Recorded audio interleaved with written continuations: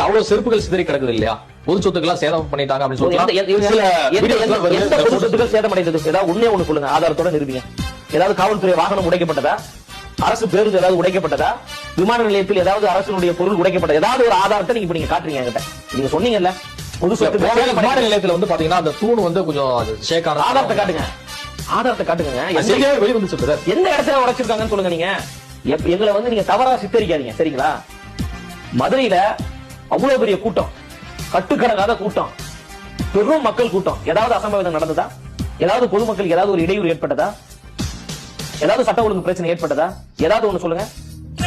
எங்க தலைவருடைய சொல்லை கேட்டு கண்ணியத்தோடு நடந்து கொள்றாங்க.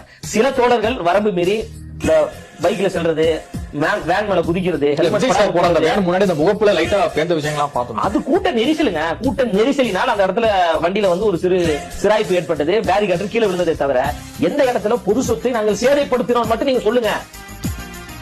எந்த இடத்துல நாங்க பண்ணோம்? அப்ப நீங்க இது போன்ற ஒரு பொய்யான ஒரு செய்திகளை கட்டமைக்க வேணாம். நாங்க பணிவன் போட்டு நம்ம சொல்லிக்கிறோம்.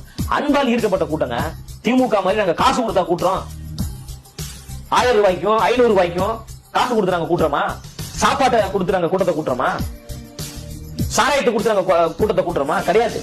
ஒரு அன்பு சாம்ராஜ்யத்தை எங்க தலைவர் உருவாக்கி வச்சிருக்காரு. எங்க தலைவர் வந்து ஒரு விஷயத்தை சொன்னார்னா அதை கேட்கக்கூடியவர் தான் எங்களுடைய தோழர்.